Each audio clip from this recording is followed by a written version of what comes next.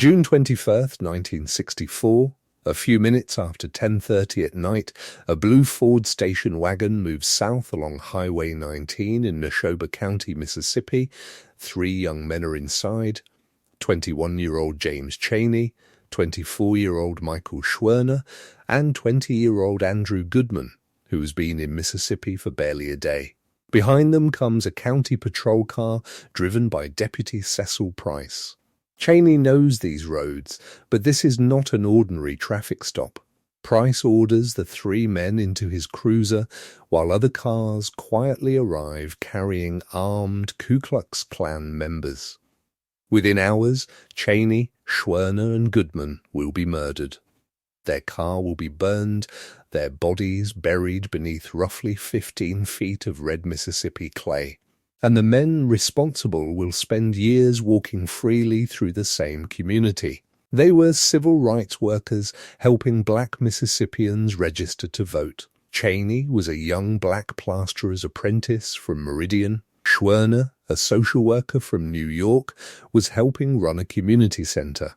Goodman was a college student who had volunteered for Freedom Summer. Their deaths became the foundation for the film Mississippi Burning, but the real story is far more disturbing than the movie suggests. The film turned the case into a thriller centered on 2 fictional FBI agents. In reality, the victims and local activists were the heroes, while some of the men involved in the killing were members of law enforcement. And behind the entire operation was a system that had spent decades making black political participation almost impossible. To understand why 3 young men could be killed over voter registration, you have to understand Mississippi in 1964. Black citizens technically had the right to vote, but the state had built a system designed to make that right nearly meaningless. A poll tax demanded money from people who were often already living in poverty. Then came the literacy test. A white registrar could choose almost any section of the Mississippi Constitution, ask an applicant to interpret it, and reject the answer without giving a real explanation. Registration records could also expose applicants to employers, landlords, and violent segregationists. If those methods were not enough, intimidation and physical terror were waiting outside the courthouse. The result was devastating. In some Mississippi counties, almost no black residents were registered. Freedom Summer was created to challenge that system. In the summer of 1964, hundreds of volunteers traveled into Mississippi to register black voters, establish freedom schools, and build local political organizations. Many volunteers were young college students from outside the South. They knew they could be arrested, beaten, threatened, or worse. They came anyway. Michael Schwerner arrived months before the main wave of volunteers. He and his wife Rita came to Meridian in January and began working for the Congress of Racial Equality, or CORE. Schwerner helped operate a community center and organized local residents. He was friendly, energetic, and unwilling to accept the idea that fear should determine who had political rights. His work quickly attracted the attention of the White Knights of the Ku Klux Klan, a secretive and highly organized Mississippi faction led by Sam Bowers. The Klan viewed Schwerner as a serious threat because he was not simply protesting segregation, he was helping black citizens organize themselves. The Klan gave him the code name Goatee and began discussing his elimination. In their language, elimination meant murder. James Chaney was different from Schwerner, but just as important. At 21, Chaney was a local black man who understood the roads, communities, and dangers of Mississippi better than any outsider could. He had experienced racism personally and had already been involved in civil rights activism. He knew which businesses were hostile, which roads were dangerous, and which families needed help. Andrew Goodman was the youngest of the 3. He was a 20-year-old student from New York who had volunteered because he believed that remaining silent in the face of injustice was unacceptable. He trained with other Freedom Summer volunteers and then traveled south. The three men would eventually become symbols of the movement, but on that June weekend, they were simply three young people trying to help a community resist intimidation. The chain of events that killed them began with a church. On May 31, Schwerner and Chaney visited Mount Zion Methodist Church in the Longdale community of Neshoba County. They encouraged residents to participate in a freedom school and support voter registration. The Klan learned about the meeting. On the night of June 16, armed men surrounded the church, assaulted members of the congregation, and burned the building. The attack was not random. The Klan wanted to send a message, and according to later testimony, the destruction was also intended to draw Schwerner back into Neshoba County. The trap worked. Schwerner had made a commitment to return and investigate what happened to the church. On Saturday, June 20, he, Chaney, and Goodman returned from volunteer training in Ohio. The following morning, they left Meridian in a blue Ford station wagon and drove toward Neshoba County to inspect the burned church and speak with residents. Schwerner had told people in Meridian that if they were not back by about 4:30 that afternoon, someone should start making calls. That deadline came and went. Earlier that afternoon, Deputy Cecil Price stopped the station wagon near Philadelphia, Mississippi. Price was 26 and worked for the Neshoba County Sheriff's Department. He claimed Chaney was speeding, allegedly driving 65 miles per hour in a 35-mile-per-hour zone. Chaney was arrested, and Schwerner and Goodman were held as well. They were taken to the county jail and, crucially, were not allowed to make a phone call. In Meridian, the Corps office waited. When the three men failed to return, staff began contacting jails and police departments. Someone connected to the Neshoba County Jail falsely indicated that the men were not there. That lie bought the conspirators several hours. While the three civil rights workers sat in jail, word spread through the Klan that Schwerner, their main target, was finally trapped in Neshoba County. Edgar Ray Killen, a 39-year-old part-time Baptist preacher and sawmill operator, was a Klan organizer known as a Kleagle. Killen had influence in the local Klan network and, according to later evidence, helped mobilize the men who would carry out the attack. Other figures included Sheriff Lawrence Rainey and Deputy Price. The presence of a law enforcement officer was critical because the Klan did not simply need killers. They needed control over the victims' movements, knowledge of when they would be released, and confidence that the authorities would not immediately pursue them. Killen gathered Klansmen and helped organize the operation.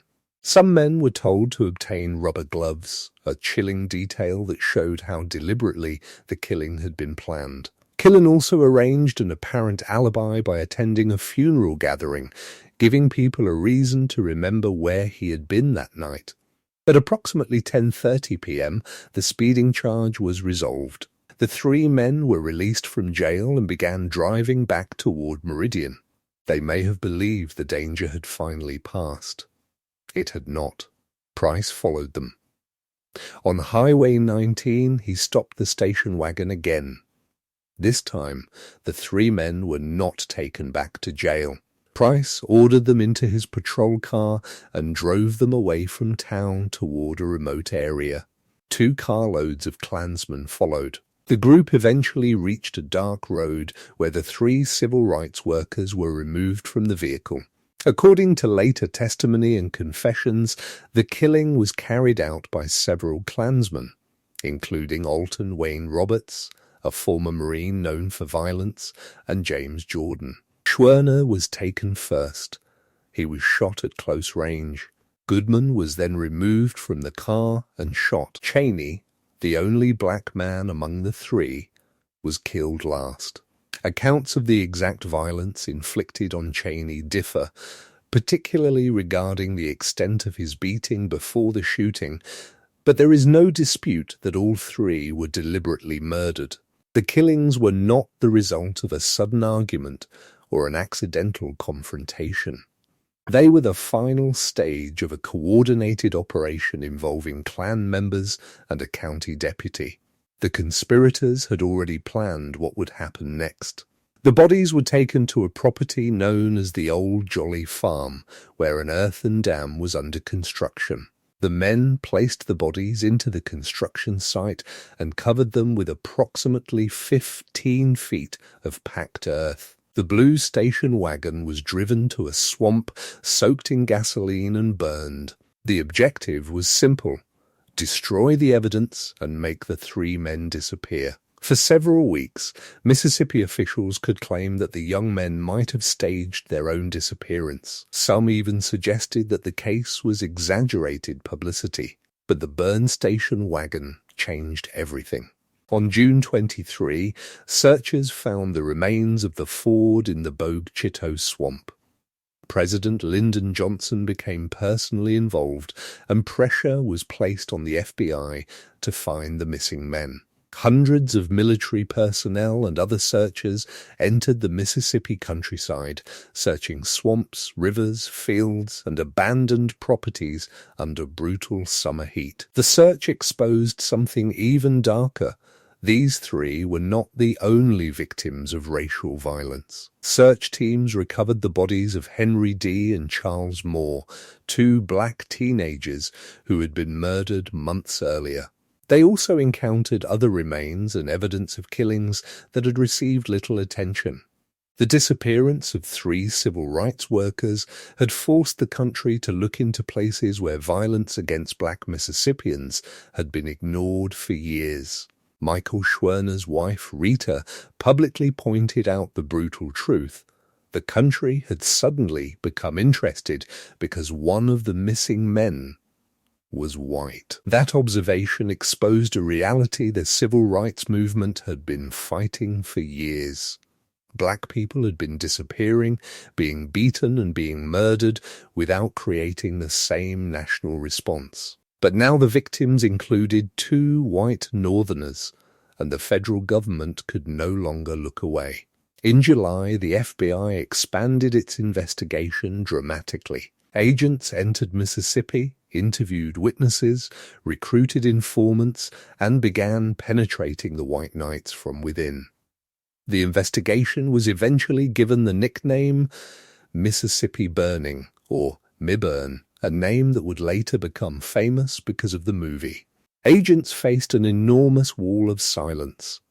Many local residents knew something had happened, but were terrified to speak. Klan members protected one another. Local law enforcement was implicated or sympathetic. The federal government, therefore, had to build its case through informants and small pieces of information. One of the most controversial stories to emerge from the investigation involved a mafia informant named Gregory Scarpa, a Colombo crime family from New York. According to later accounts, Scarpa was secretly used by the FBI to pressure information out of people connected to the Klan. The exact details remain disputed, and the Bureau has never fully confirmed the popular version of the story. What is established is that an informant eventually received a substantial payment for information leading investigators to the bodies. The idea that federal investigators may have relied on a mafia-connected informant to break the Klan's silence is one of the strangest chapters of the case. On August 4, 1964, 44 days after the disappearance, investigators finally dug into the earthen dam. About 15 feet below the surface, they found the bodies of Schwerner, Goodman, and Chaney together. The discovery confirmed what many had feared and turned the case into one of the defining crimes of the civil rights era. Yet finding the bodies did not mean Mississippi was ready to prosecute the killers. State authorities refused to bring murder charges. The federal government had limited power over ordinary murder, so prosecutors used a civil rights law to charge the conspirators with depriving the victims of their constitutional rights. In December 1964, the FBI arrested 19 men, including Deputy Cecil Price, Sheriff Lawrence Rainey, Sam Bowers, Edgar Ray Killen, and Alton Wayne Roberts. The arrests shocked the country, but the legal battle was only beginning. A federal judge, William Harold Cox, was known for his segregationist views and initially weakened the government's case. The Supreme Court eventually intervened in United States v. Price, ruling in 1966 that state officials who conspired with private citizens to violate civil rights could be prosecuted under federal law. The trial finally began in 1967. The government's case depended heavily on informants and insiders. James Jordan, who had participated in the killings, testified against the other defendants. Klan informants also described the planning and the roles played by different members. The all-white jury convicted 7 men, including Price, Bowers, and Roberts. But the verdict was far from complete justice. Several defendants were acquitted, including Sheriff Rainey. The jury could not reach a verdict on Killen after a juror reportedly said she could never convict a preacher. The sentences were also relatively short, ranging from a few years to 10 years. None of those convicted served more than a fraction of the punishment. There had been 3 murders, but not a single murder conviction. For decades, that was where the official story ended. The convicted men eventually returned to their communities. Some lived openly, attended local events, and acted as though the past had disappeared. Edgar Ray Killen continued his life in Mississippi for another 4 decades, but the case never truly died. Civil rights activists, journalists, relatives, and local citizens continued demanding accountability. In the late 1990s, renewed attention focused on Killen after statements from former Klan members suggested that he had played a central role in organizing the murder. In 2005, a Neshoba County grand jury finally indicted him on state murder charges. He was 80 years old. 41 years after the killings, a Mississippi jury found him guilty of 3 counts of manslaughter. He received 20 years for each victim to be served consecutively. For the first time, one of the men responsible for organizing the murders had been convicted by Mississippi itself. Killen died in prison in 2018 at the age of 92. And then there is Mississippi Burning, the 1988 film that introduced this case to millions of people. The movie is gripping, beautifully made, and built around genuine events.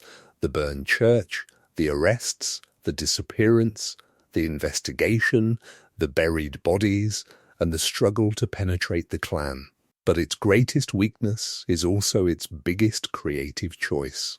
The real victims are pushed into the background, while 2 fictional FBI agents become the central heroes. The film presents the federal investigation as the force that ultimately defeats the Klan, but it largely removes the people who had been fighting segregation long before the FBI arrived. James Chaney, Michael Schwerner, and Andrew Goodman were not side characters in their own story. They were the reason the story happened. Black residents who risked their jobs, homes, safety, and lives to register and organize were not waiting for Hollywood heroes to rescue them. They were already resisting. That distinction matters because the murders failed in the one way that mattered most to the killers. The Klan wanted terror to stop Freedom Summer. It did not. Volunteers continued working. Freedom schools continued operating. Black communities continued organizing. The national outrage surrounding the murders helped expose the violence required to maintain segregation and added pressure for federal civil rights protections. The Civil Rights Act of 1964 was signed while the 3 men were still missing, and the Voting Rights Act followed in 1965. The system that had kept so many black Mississippians away from the ballot box would eventually be dismantled. The darkest truth about this case is not simply that Klansmen murdered 3 young men. It is that the killers believed the system around them would protect them. One man wore a deputy's badge. Another was a sheriff. Another was a preacher. Others were ordinary members of a community who believed violence could preserve the racial order they wanted. For years, the law did protect them. The bodies were buried beneath 15 feet of earth, but the real crime was buried under something much deeper: silence, fear, political power, and the willingness of institutions to look away. It took decades for Mississippi to confront what happened on that summer night. The story of Chaney, Schwerner, and Goodman is therefore not only a story about 3 murders. It is a story about what happens when hatred becomes organized, when law enforcement becomes compromised, and when a community decides that some lives matter less than others. The men who killed them wanted the country to forget. Instead, their crime became one of the clearest reminders of why the fight for voting rights had to continue. That is the real story beneath Mississippi Burning, and it is far more disturbing than the movie ever showed. If you want more true stories behind famous crime and history films, subscribe and tell us in the comments which movie we should investigate next.